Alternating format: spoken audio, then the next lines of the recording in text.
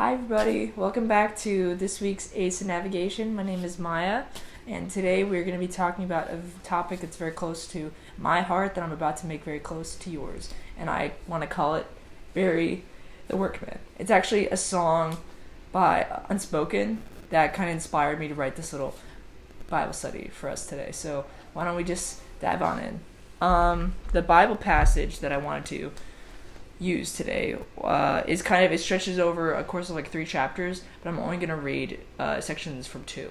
So let's get started. We're going to start in Acts chapter 6, verses 8 through 15. And Stephen, full of grace and power, was doing great wonders and signs among the people. And some of those who belonged to the synagogue of the freedmen, as it was called, and of the Cyrenians and the Alexandrians, and of those from Cilicia and Asia, rose up and disputed with Stephen. But they could not withstand the wisdom and the spirit which he was speaking. Then they secretly instigated men who said, "We have heard him speak blasphemous words against Moses and God." And they stirred up the people and the elders and the scribes. They came upon him and seized him and brought him before the council. They set up false witnesses who said, "This man never ceases to speak words against this holy place and the law. For we have heard him say that this Jesus of Nazareth will destroy this place, will change the customs that Moses delivered to us." And gazing at him, all who sat in the council saw that his face was like the face of an angel. So, chapter 7, which is the next chapter, is this long speech that Stephen gives to the Sanhedrin and the Pharisees, who they bring, and he's basically put on trial for his faith. Because he was one of the first disciples, called by the 12, after Jesus ascended, and then the apostles sent out these 7 to kind of start spreading the early church at the time. And Stephen, as I'm sure all you are probably aware of by now, is the famous first martyr. Martyr is, in this term, person who dies for their cause, but in this specific case, died for Jesus, or at least died believing in the Savior of the world.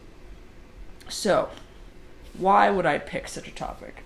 And as I said earlier, this topic is actually very close to me. Now, I never met someone who's died for Christ, or at least I never knew anyone. And I'm sure we've all heard famous stories of martyrs for Christ, St. Valentine being a famous one of them, or Joan of Arc. But Stephen, I wanted to pick him to start off because he was the first. And it's never easy being the first one to do anything, really. Even out of the 12 apostles at this point, none of them had their faith tested to the point where they were asked to give their life. But Stephen was that first. And even at the end of the chapter, mentioning the face of an angel, he had perfect peace.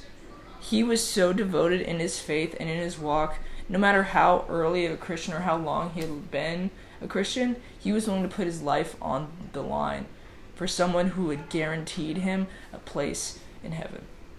Someone with that much grace and mercy that just pours it out for all of his children, and Stephen was willing to accept it wholeheartedly. Now, later on, chapter 7, it mentions the famous stoning, which was traditionally how blasphemers of the Jewish faith were killed. And, of course, that's how we meet Saul, who turns into Paul. So Stephen's purpose wasn't just being the first martyr, but also in starting the flame of which Saul becomes Paul and spreads the Christian church to be as large as it was back in the heyday and then grows exponentially over time. So, what does this mean for today? In today's world, you don't hear a lot about the Christians that are killed on a day-to-day basis. Honestly, even in America, you hardly hear of it because everyone's really accepting and how we don't really get persecuted for our faith. At least not physically. Whereas in other countries, like Nigeria, China, or Indonesia, people are imprisoned and killed for even having a Bible, which is honestly inspiring but also terrifying. So, this is my call to you. As a Christians in a relatively safe environment here in the United States, how are we going to profess our faith? But how are we going to want to show the love that God has freely given to us that we can freely show back to him? Now, if you want to dive into this topic a little bit more and learn about the other stories besides Stephen's, there's this book called Fox's Book of Martyrs that is an annual publishing of a book that tells the story of each martyr that has ever died for the Christian faith, or at least the ones that we have documentation of. It started back in 1563, but recently they update an annual copy, and I believe the 2022 version was just published.